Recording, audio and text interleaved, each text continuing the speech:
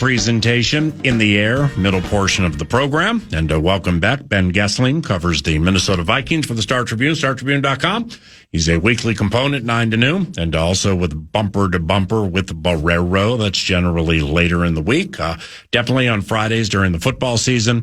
And you can follow and or learn more about our beloved scribe at Ben Goessling via X, at Ben Goessling via X.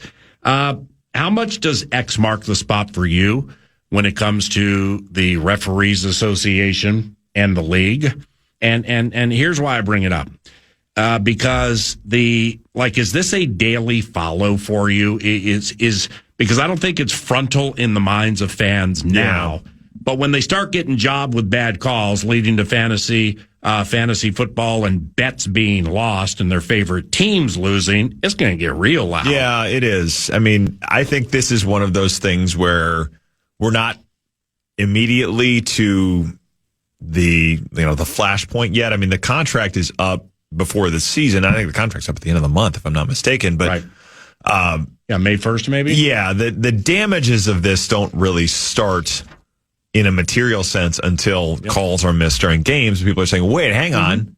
They called that, really? I mean, fans don't need much to get mad about officiating. And the last time this happened, it was a catastrophic mistake on Monday Night Football that was in a very high-profile situation that ended the dispute between the refs and the league. I buried the lead, but please continue. Yeah, so I think all of this is a little less than top of mind right now because nobody's ox is being gored, to use the Dan Barrero phrase. Nobody's losing out on this yet, but if it starts affecting games and it starts affecting my favorite team got screwed, my fantasy team, my bet, whatever, especially now in the betting world, there's going to be a lot more people with skin in the game and a lot more people that get mad about it. So I think the pressure gets ratcheted up once we get to that point, probably more so than it is now, but it is something that people should be paying attention to because it will have that effect. What triggered the talker was a single paragraph that I found at ProFootballTalk.com. And the single paragraph goes like this. It was at the bottom of the most recent story about, I think the Referees Association and the league are going to get back together here soon. Yeah. Try to chat this thing out. But said paragraph reads, quote, "The sudden urgency to improve officiating 2 months after the commissioner said he was, quote, so amazed at how good our officials are, end quote, seems to be a PR ploy and or a power play aimed at creating the impression the NFL's hard line is about making things better at a time when its hands are otherwise tied. Hopefully the negotiations will cut through the rhetoric and focus on getting a deal done. Emphasis here at a time when the league has its hands tied. And that's what tickled my fancy. Is, the league has been like, all right, we'll go ahead and keep doing this. We'll bring 150 in. Okay, go ahead and 150 people. We'll train them. Go ahead and keep doing this, and we'll have the eye in the sky, and we'll utilize it more. Where the tone here is that, at least I'm guessing, but that the NFL is freaking out. Yeah. Like shaking in Gucci's that, holy cow, they're not budging. Yeah. They want 10%. We're offering 6 and change. Cool. We'll go up to 9. But the union, the Referees Association, is just not backing off on whatever protocol the NFL wants to grade officials week after week and elevations and ascending and descending and things like that. Yeah. And the NFL may be looking at the alternatives and saying, oh, boy, this is not a great way to fix the problem, because all of this is, all of it is leverage, and what's your value to the equation, and how replaceable are you? And if the NFL is looking at it and saying, as much as we want to see improvement, as much as we need to figure some of these things out, these guys are really good at what they do, and they're not so easy to replace,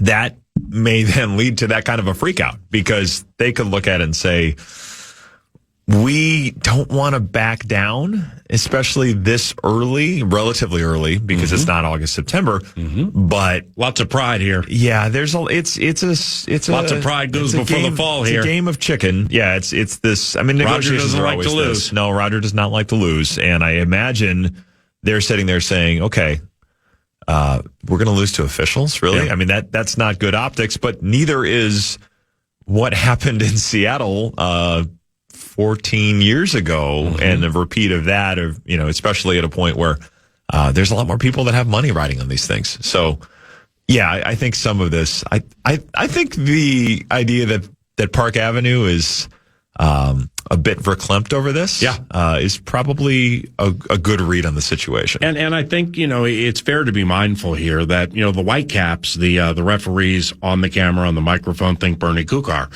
It's like 350 grand for a season, no benefits. Sounds like an awful 1099. But nevertheless, the side judges, good accounting for that. Back judges, umpires, all the ancillary, they're not getting that. Right. So they're getting 100 and change. They're getting 100 and change minimum. Yeah. And between 2 and 3, depending on how long they've done it and how well they've done it. Well, the majority of them, if not all of them, have side jobs. Yeah. So they can play that too. Is like, hey, like Scott Green, who's leading the NFL Referees Association, can be like, who wants to walk away from 350 grand doing something at the highest level we absolutely love? Yeah. But you know what? I got this job on the side. It's where I get my benefits, more time with the family, play whatever card you want.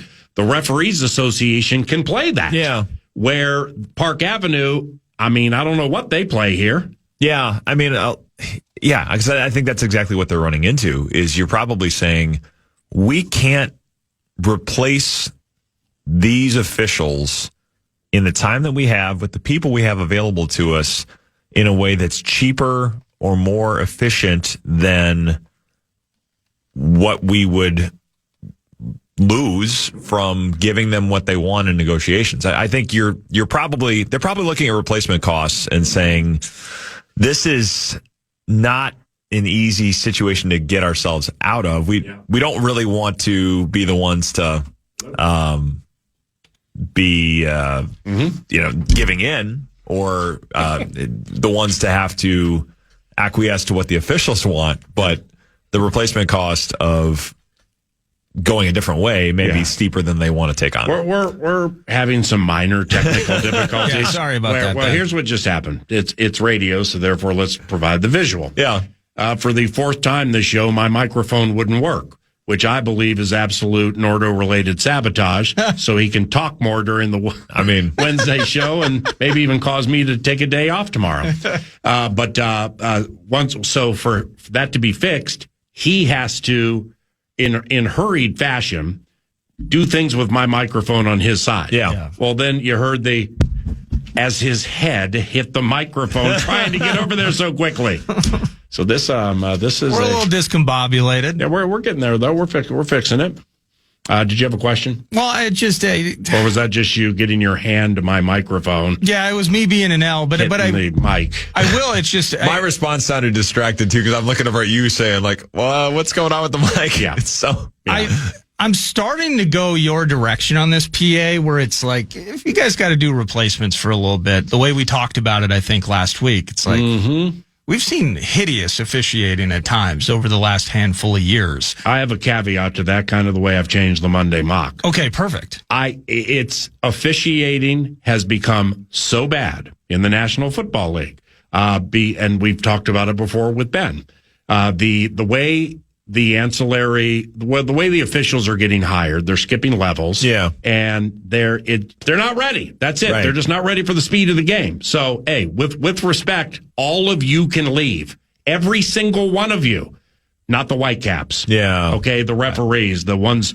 No, they're good. They're the veterans. My man who did the Super Bowl, Scott Green, the veterans. There you go. Cleet Blakeman. Yeah. Bill Vinovich. Yep. Yeah. No, they can't leave. You all stay. Does the Referees Association make those hiring decisions on those people that are skipping levels? I don't know.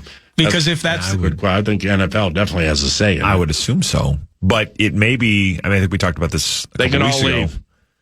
But I wonder if what the NFL is seeing is part of the reason that people are skipping levels and getting promoted maybe faster than they should be is a supply issue. Because, I mean, we talked about this a couple of weeks ago. There is a supply shortage of officials at every single level of sports. So, really? Yes. I mean, like the Minnesota State High School League would all the way be at the bottom, first right? to, Yeah. I'm sure there's probably a State High School League official nodding vigorously right now about this, because this happens everywhere where officiating, because people don't want to do it. So I wonder if that is trickling up when you don't have people getting the reps as much in high school, or maybe even in college, that if you have a supply shortage in the NFL, it probably stands to reason that the replacement options would be not as readily available or readily prepared as you would want. So, and that means the Richard the Fixer Perrys of the world with these under the radar college games early in the season. Well, they're just begging for this thing to blow up. So the officiating. There we go. It's my microphone, man. We're back. The officiating at that level becomes even worse. There it goes again. Nordo, I clipped on you. I'm sorry when I had to change the Monday mock. Continue what you were saying. That's all. 1 minute. Oh, we got your mic fixed again. Thank you very much. Yeah, no problem with that. This just further. It's not my money, but it furthers, and for me, it just belabors the idea that at some point the NFL is going to have to say sayonara to the Referees Association and pull all of this in-house. And they're going to throw a ton of cash at it. And I know it's going to be expensive. And again, it's not my money outside of the money I offer to the league as a fan and the discretionary income I spend on this sport. But as long as the Referees Association, PA and I were talking about merit-based opportunities for referees in the postseason versus seniority-based, the arguments there combined with maybe the league wants to give them 6.5% or 7% year over year percentage in wage increase versus the 10% the union's asking. At some point, if they don't pull all of this in their own house, then we're going to continue to have conversations like this. I think perpetually and eternally, because these are all issues that can be controlled. I think from a quality of training standpoint. They get the opportunity as a private entity to hire and promote and advance the people that are doing the very best job under all criteria and metrics. And they get to control that from point A to point Z versus every 10, 12 years. What was it? 2012 with the last time we had to deal with this, having to deal with this at various periods. And then there are vast conversations about this, massive changes in-house to really stem the tide until a decade later, and they have to deal with it again. Mr. Scribe, would you like to amplify the conversation, or shall we move on? I think the only thing I would say to it, I mean, the point you make there, Nordo, about bringing it in-house is interesting, because these are not full-time employees. And I mean, as you mentioned, and it would cost them a ton to do it. It would cost them a ton to do it, because then you're giving benefits to people as well. Complete overhaul, though. Yeah, it would be a massive change, but let's get them a little pension. Let's get them some health benefits here. I mean, it is. I mean, you see the guy that's chasing Justin Jefferson down the field a couple of years ago. Oh, yeah, with the pirouette. Yeah. And the moonwalk. Yeah, that was as impressive as anything we saw on that play. And I want that guy to have health benefits. Yeah, that's what I mean. I think now, that guy didn't skip levels. No, well, his he certainly was athletic enough to do it. Track and field coached by the Scribe. Absolutely. It's it makes you faster in the football field. But no, I think if you were to bring everybody in-house, it would be a massive change, and it would solve some of these questions, because then they'd be league employees. Then you wouldn't be negotiating contracts every however many years you end up doing it. I would think that they've done this more than. I don't think the last contract was 2012. I assume they've. Well, they had one in between, right? 2019, maybe? Yep, I think that's right. So 7-year deals, and then that probably got done a little quieter, and then we're probably just at the point now where it's getting louder because there's as big of a rift on this, or as big of a gap to cover as we've seen. But it's been long enough where they think we forgot about what the Fail Mary looked like in 2012. There's still a picture of that in the Lumen Field press box. There's like a framed photo of that, and I'm sure Vikings fans are are loving that piece of information because as much pain as the Seahawks have caused the Vikings over the years, they have caused the Packers a fair amount of pain as well, which I'm sure is welcomed in a Schadenfreude-based So every time response. Demosky and the gang have to go to a road game at Lumen, they have to look at that picture. It's as you walk down the hall, like I think on the way towards the bathroom or even the exit of the press. By that skinny elevator? Yeah, they've got a lot of stuff framed in there, but yes, it is the play is, and it's before the officials, before one is signaling touchback and one is signaling touchdown. Mm-hmm. But yes, the play with I think Golden Tate up in the air, and I want to say it was MD Jennings for the Packers that was trying to jack it off. Yeah. Old MD Jennings, a poor man's Mike McKenzie. Yeah, that's all. That's framed in the Lumen Field press box. Yes, and Wayne Larrabee walks by and he's like, "Well, I didn't like that dagger." You got any steam at 18? I wonder. I mean, I won't be the first to say it, but the safeties. I mean, there's a lot of those safeties that I think are going to be pretty interesting. Dylan Thieneman, everyone in the world has mocked to the Vikings, so I'm not necessarily treading any new ground there, but Emmanuel McNeil-Warren is a guy that from Toledo that I've been interested in because he's probably not as much of a deep safety, more of a in the box type, which we have a new name alert. They have that for Metellus already, but a guy that I think has been able to create turnovers, a guy that has been effective in the way that he's played at Toledo and could be a accomplished blitzer, and I think that piece of things is always going to be beneficial in a Flores defense. You need somebody that can be a deep safety. I mean, they have to figure some of that out because that's not Josh Metellus' strength. I don't think that was Harrison Smith's strength necessarily at the end either, but if this is in fact the end. But also, I mean, I'm sorry to clip, but deep safety. Yeah. I mean, this was a common thread last year, which would be nobody getting over the top on the Minnesota Vikings. Right. Nobody trying to throw deep because you got Van Ginkel, Grenard, and then you got Dallas Turner eventually, and Jalen Redmond up the middle. They get on you so quickly. Right. Or it takes away the need for some of that. But they also give the guys, they also give the air that we're going to get on you quickly. Oh, wait, the 7 strewn across the line of scrimmage. Oh, only 2 rushed and 5 dropped. Right, yes. So I see what you're saying, but I don't know about that anymore. Yeah, there are mechanics that make the need for a deep safety probably a little less glaring than it might be otherwise. Yes, I certainly think that point is worth considering. That name, Emmanuel McNeil-Warren? Yeah. Peter Schrager mocked him at 18 in a new ESPN mock. He's supposedly a tackling and fumble forcing machine. Yeah. Hey, when do they convene for optional workouts, and how much of that don't let me disrespect you there. It's not like you're, not covering all of it if you're available, but like how important is that to you to cover for the newsletter, the newspaper, Twitter, the .com, and the podcast Access Vikings? Yeah, the various content delivery forms that the Star Tribune has these days. I'm oversaturated.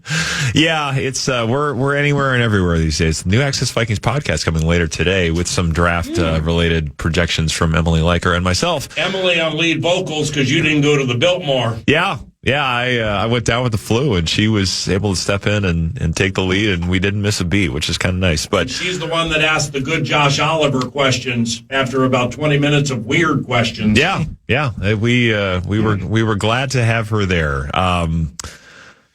I would say workouts it's a little bit of a first day of school thing. I mean, it's you get the thing of everybody being back in the building. How you feeling? What's the latest with injuries? I'm sure hearing from all of the quarterbacks, new and returning, will be a big priority at those things. The on-field, we don't really see anything on-field at first. It's just those guys working out. So it's a touch point with players, and then that'll get bigger as we go into the offseason. But I think with the Vikings, everybody kind of wants to do horse race stuff with OTAs and, hey, I get these questions from editors. What's the positions to watch? Like, they don't really approach this phase of it in a way that gives you any sense of, we're going to have these guys compete and let's get a sense of who's ahead of whom in the depth chart. I mean, they really aren't doing that this time of year. I mean, you'll hear Kevin O'Connell talk about a learning environment a million times in Class on the Grass, but that is very much what they do. These are not full speed practices. They certainly don't have pads on. They won't until late July. So did you see keep a lot of it in context, I think. Did you see the bit, Ben? And I don't anticipate this happening, but like, what if Kyler Murray doesn't show up for the optionals? Because I was scrolling around on X, and there's this bit in New York right now, like John Harbaugh. It's like non-mandatory workouts. Yeah. And Paulson Adebo didn't show up. If Kyler ain't there day one, that's a problem. I would be very surprised if that happened. And Harbaugh's like, it's his right, it's his reason. Whatever his reason is, I'll be interested to hear it.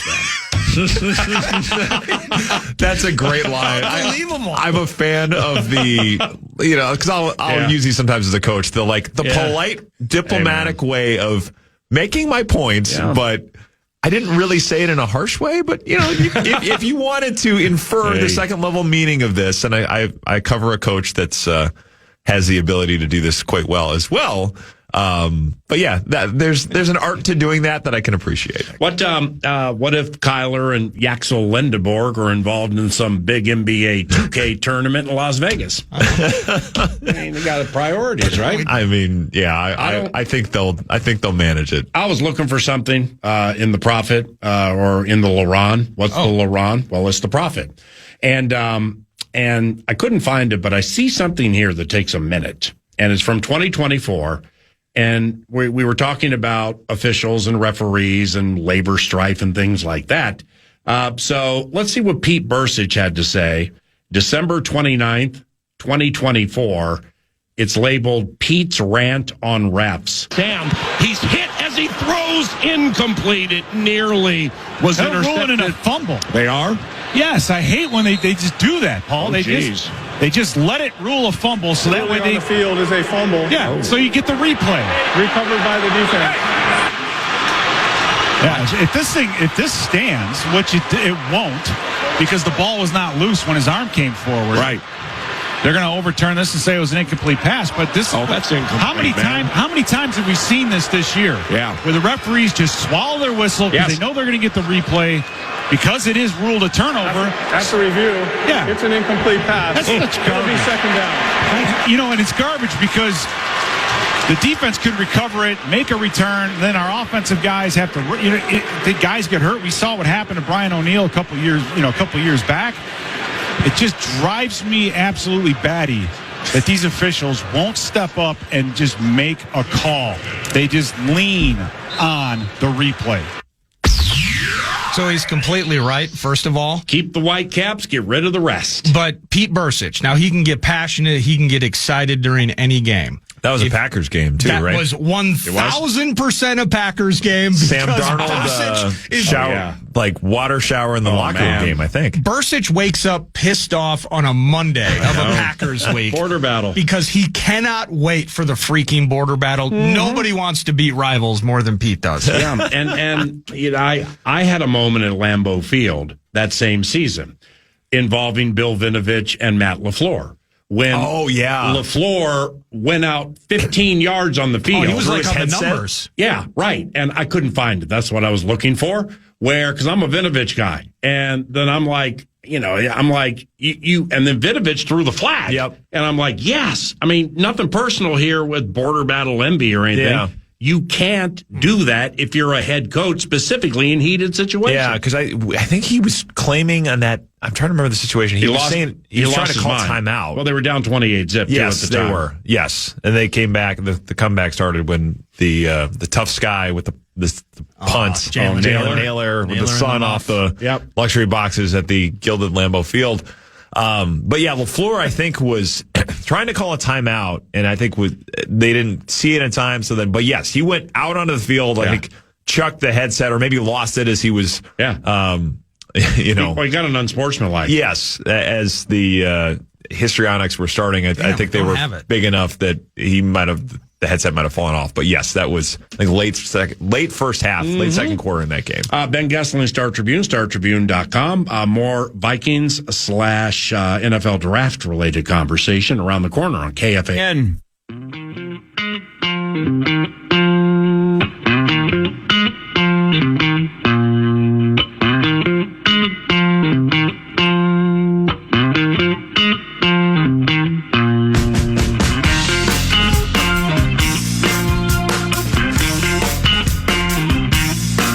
9 to noon. Just listen. Big boy's back.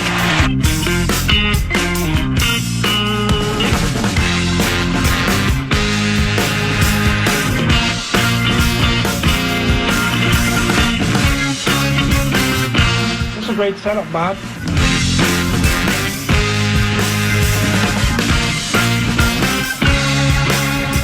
Hey guys, it's Marshall in Minnetonka. I think it's interesting. Dallas Turner was way better filling in for Jonathan Grenard in that spot than he was when he had to play Andrew Van Ginkel's spot when he was out. With that being said, I'm not giving up a guy as valuable as Grenard unless you're getting a first or second round pick.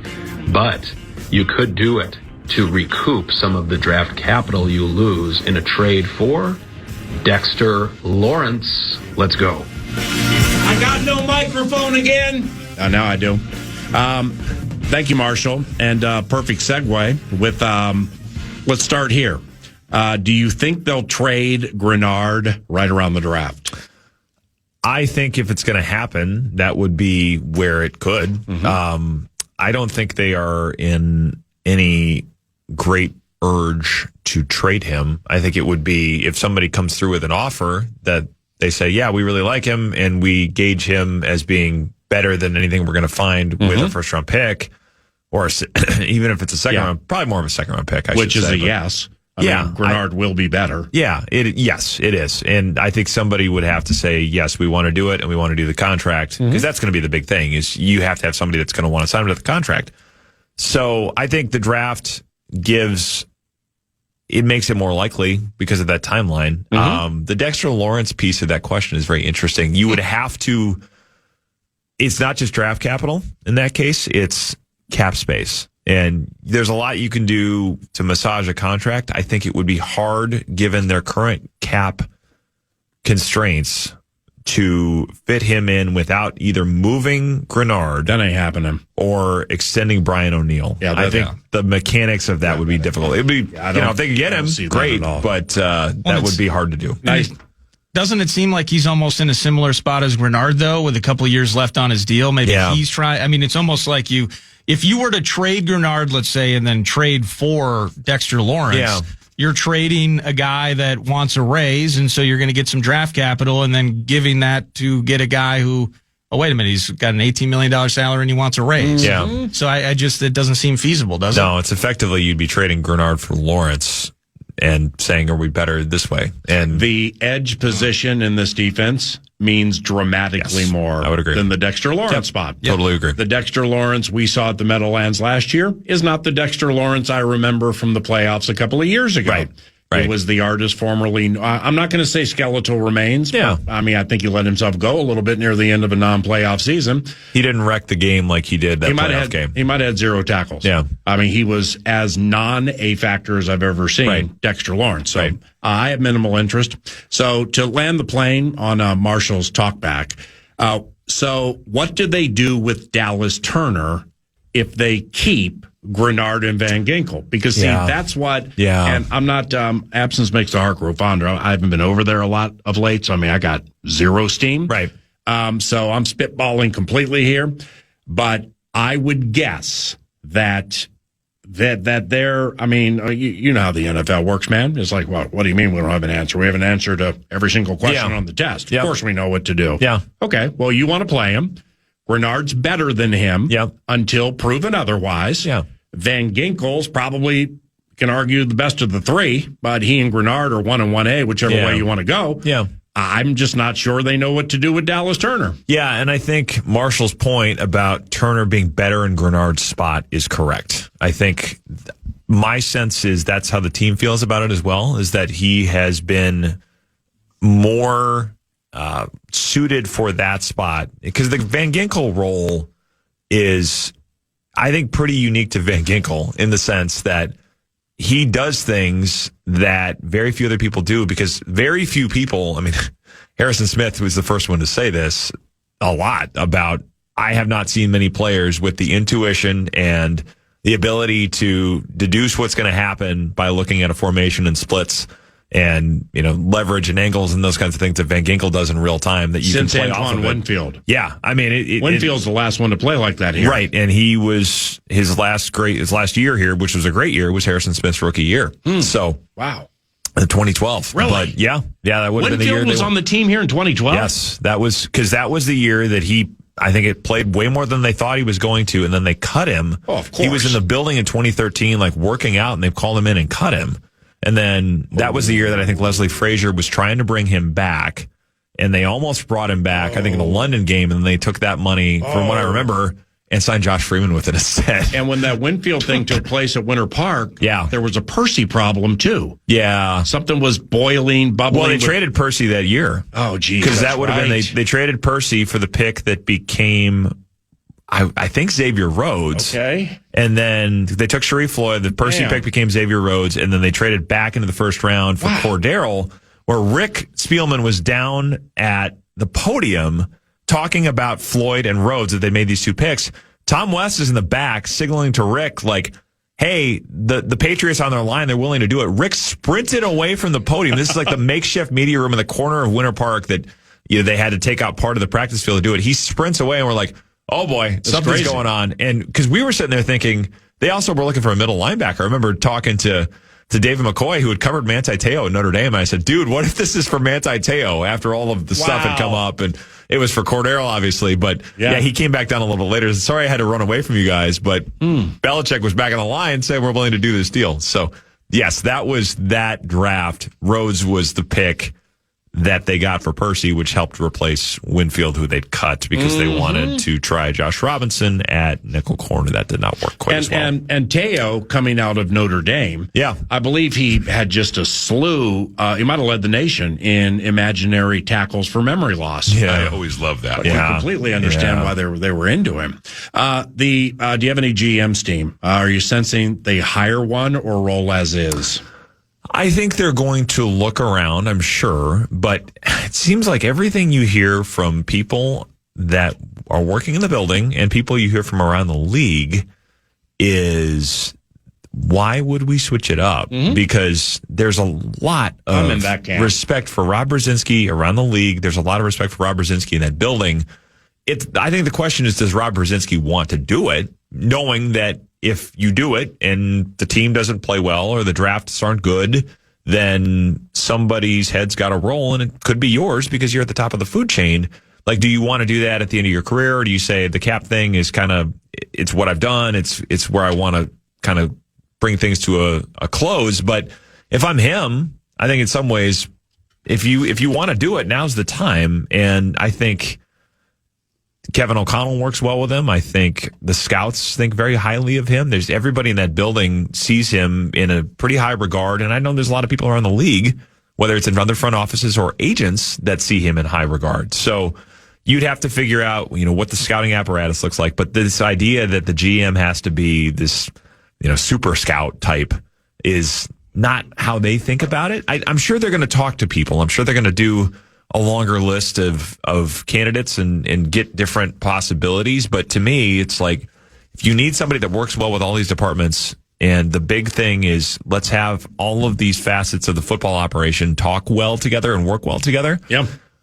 Going with Rob Brzezinski would seem to me like the logical fit. There's a lot of trust from a lot of people, including from ownership. So I think he has a lot of those things working in his favor. Lastly, how popular is the NFL? The NFL schedule release is going to take place sometime between May 12th and May 14th. The NFL splashes so much that it announces when the schedule is going to be announced. Yes. And you got all the heavy hitters talking about it and everything. Seriously, though, locally, Tampa Bay and or New Orleans, road games in December. That'd be kind of cool. Yeah, that'd be nice. We got those two, and I think we have New York again, and I believe Boston for the first time since 2018. They'd go out to Foxborough, and then there would be San Francisco, I think, is the other trip. Tampa and New Orleans in December. That would be just fine. And I know the Saints play overseas, but if anybody from the NFL is listening to this, not that they care what I think, but yeah, I think you'd find a lot of people in that building that would say, a year off from international gallivanting would not be the worst thing in the world. You're elite. Thank you very much for joining. Talk to you next week. Yeah, absolutely. Ben Goessling at Ben Goessling VX. Learn about the newsletter, learn about the .com, learn about all the tweets, and of course the podcast Access Vikings. Speaking of Vikings acting general manager Rob Brzezinski, we have a Bombs Away Briz segment at 11 o'clock, and it involves the NFL draft, so don't miss that. Hey, it's News to Nord, brought to you by The Casino at Canterbury Park, CanterburyPark.com for event details. They got music, they got family events, live racing, just a couple months away. Let's call it, is it May 20-something? Let's just call it May 26th. Is it after Memorial Day, PA? Is that a Saturday? So it'd be a Saturday. Okay, well, yeah, that's when we open. Here's a great example right around there, 23rd, something like that. Of me taking my own advice. I'm going to go to CanterburyPark.com and find out what opening day looks like from a live racing standpoint. You're going to get there with your big 23rd. hats and your mint juleps. May 23rd for live racing. May 23rd, the Kentucky Derby for all the little baby Nordos. That, so Ava and Stella's birthday, Cinco de Nordo, is on a Tuesday. And before that, the first Saturday in May 2nd, that's the Kentucky Derby. Oh. So you can make a little spotty on the Kentucky Derby, hit it, and then Cinco de Nordo for the girls.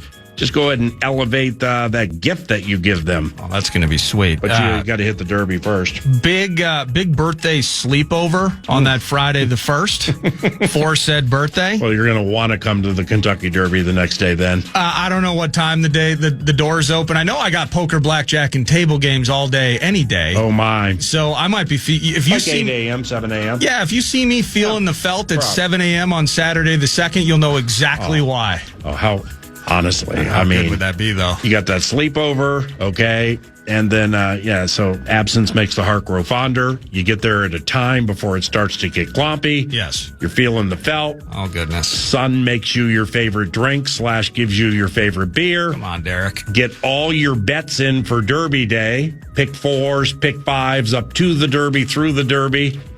And then when you come home, all the other kids are gone. Yes. I mean, that's just unbelievably good. Oh, Molly will love that.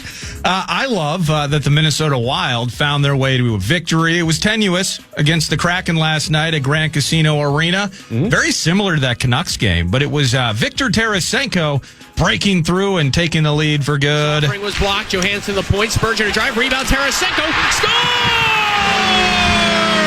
A slam dunk from Tarasenko. Got the loose puck. Jammed it home, and the Wild have their first lead. I can't help it. I love Tarasenko. I'm fascinated by him. I found myself this season. I mean, everyone loves Quinn Hughes. We love what Boldy and Kaprizov are doing, a pair of 40-plus goal scorers. But I've just been so fascinated with the Russian, his connection to Yurov, and for the fact that we essentially got him for free from the Red Wings. He scored that OT winner against Dallas, I believe, a couple weeks ago in that 2-1 win. And what Tarasenko has given this team, not just old man on last skate, he's provided some fun moments. Wild win 5-2 over the Kraken. And the matchup's all locked in. So it's going to be Dallas, and whether we go there or they come here could be dictated by what happens tomorrow night. Very big one tomorrow night against the Dallas Stars. Mm-hmm. And it's fun to see these meaningful games. Now, based on how tomorrow night goes, that could be interesting, right? So Dallas wins tomorrow night. Effectively with, I believe that would push them to a 4-point lead. No thanks to the Calgary Flames last night. You go up 3-1 like half a minute into the third period. Oh, wait, they were winning 3-1? They were winning 3-1 less than a minute in the third period. And then Dallas, within the next 3-4 minutes, it was tied. Mm-hmm. And I think it was Wyatt Johnston in OT for them on the power play. Mm-hmm. Calgary just clomping their way to the finish line, couldn't get out of their own way. Yeah. If Dallas wins tomorrow night, then I think you're chilling and it's matchups, right? It's over. And then, but if you are victorious tomorrow night, the final three, including a back-to-back into next week, are going to be fun to the finale. So looking forward to that. Speaking of Wild will win tomorrow night. Oh, I dig that. Speaking of winning, the Minnesota Timberwolves just throttle the Indiana Pacers. Of course, the Indiana Pacers, tough season for them as they're trying to count ping pong balls, and they didn't have a lot of people going for them last night. Obi Toppin was going. He went for 14 points. But in the end, Ayo Dosunmu with his 24, 10 of 17 from the field. And he was terrific last night against an awful team. That has officially clinched them, thanks also to, I believe, the Houston Rockets, where I was chasing box scores last night, PA. I think Phoenix were up by like 15 or something like that, maybe at half. And they caught when the Wolves won because it was an Eastern time zone game. They're like, bleep it. They went into cruise control, maybe. All of a sudden, you got Ryan Dunn shooting shots from half court. And so now the Houston Rockets victorious last night. That clinches effectively the 6th spot, and maybe not even effectively. I don't. No, that's it. It's they can't catch you. They're not going to catch Houston, and they can't be caught by Phoenix. And the Nuggets, I think, can be caught by the Lakers for the 3. Yeah, can be. Yeah, but the Lakers aren't winning a game the rest of the season and the postseason. No, it's over. So it's over for them. They're going to get swept in the first round of the playoffs. I don't know about swept. I mean, Houston that might not have a lot of sweepability to it. But man, it'd be really cool if LeBron and, some of these great Lakers players out there wheeling out there now like Drew Timme and Jake LaRavia and Rui Hachimura. Are we on a sweat at all? Luke Kennard playing point guard. Triple-double. Yeah, triple-double. Proves that. And they still lost. Even the bench players got some pop in them when they get the opportunity, whether that translates to wins. Are we worried about Houston potentially over the final 3 catching the Nugs? What if the Nugs trip up? They're only a game ahead of Houston. Really? There's still some switchability in this mix here. Oh, yeah. I prefer Houston 10 of 10 times over Joker. All right, so let's just dial this up quite quickly. I like here. Finchie against KD, despite that was, you know what? I'm going to retract that statement.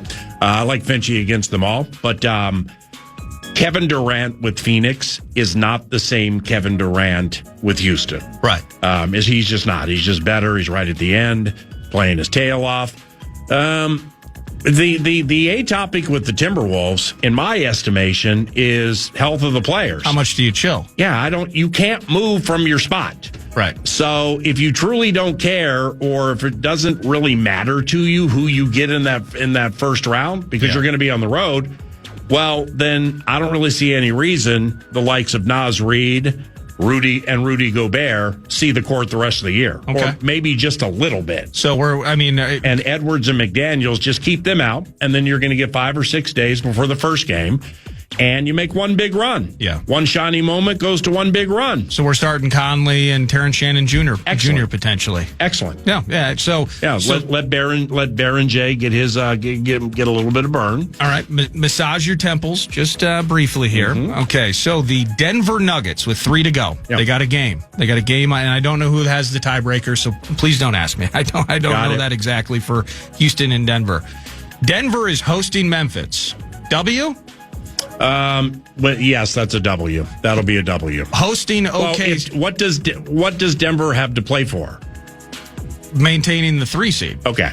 Because Houston is a game back. Maintaining the 3 to get the Wolves. Yes. Well, are they on the chill? If I'm David Adelman, I try to lose every game and get the Lakers in the first round. I mean, honestly, that's like 7-on-7 football practice. Well, Houston has 3 at home to finish. They got the Sixers tomorrow night, and then we're there on Friday. So they got the back-to-back, and then they host Memphis on Sunday. What if Houston wins out? Cool. And Denver goes clompability. They take the Lakers. They do a little positioning, a little gamesmanship here, and you end up taking on Houston. So that is, as of yet, still undecided. So. Yeah, see, San Antonio has to win out, and OKC has to lose out for San Antonio to get the 1. Right. Well, that ain't happening. Probably not. And San Antonio, I don't know if they play OKC, but they both play Denver. So Denver can lose both those games. So if I'm Denver, why in the heck would I want to be in the 3 spot when I can be in the 4 or 5 and get this moribund Lakers thing they're presenting with Drew Timme? Man, they just rest. Man, Jokic has put a lot on his shoulders, grinding it out. Wow. We got 3 games left. We just kind of want to chill. Nuggets play tonight. They play Memphis tonight. They play Nuggets play Clippers tonight. All right, let's. So the LA Clippers clip joint is. They're two. Nope. They're going to get a. They're going to. They do host Memphis tonight. Excuse me, Denver does. Okay. Let's see how that game works out tonight. Let's see how that old game works out tonight to see if old David Adelman and his staff are taking a peek at Drew Timmy box scores. I mean, because Denver would have to be favored tonight by 16 points. 16 points or more. Ooh, I don't know what it is. I mean, it's got to be heavy. If we're in the 702, I am all over the Memphis Grizzlies tonight. Nuggets are 23.5 Think about favorites. what I just said. Yeah. And we wonder why I haven't gone to sports betting for many years. Because I just uttered into a microphone, if we're in the 702, I'm all over the Memphis Grizzlies tonight as 23.5 point dogs. Oh, and finally, the Minnesota Twins. We've doubted them at times. One guy to watch for, and this is probably going to be a tough season, lots of ups and downs. How about them taking the first 2 from the Tigers here as they win 4-2 yesterday? Mm-hmm. And catching that, Taj Bradley, now 2-0. He went 6 and change. I'm scrambling to find it here in front of me. 6 and change, and he gave up just a run, I believe. As again, I'm trying to find it here. There we go. 6 1/3, just the 1 run, 6 hits and 10 K. Damn. 100 pitches for him, and he is 2-0 in the season. Did they get to Skubal? They got to Skubal for 4. Did they get to him? He didn't. He didn't last through the 5th. Wow. And so it was Keishel again with an RBI single, and then Jeffers with a 2-run double. And Josh Bell. Hey, what's Josh Bell going to do? Well, he had an RBI double. Yeah, he might be my favorite Twin. So they staked a 4-0 lead, found their way to the 4-2 victory, and the Minnesota Twins will now face it's Valdez against Bailey Ober. That's today at 6:40, and then the getaway tomorrow is Abel and Flaherty. So that's where the Twins are at. That's News to Nord. And coming up around the corner, a Minnesota Vikings draft-intensive segment called Bombs Away, Briz, as in Rob Brzezinski, the acting general manager, so don't miss that. Back after this.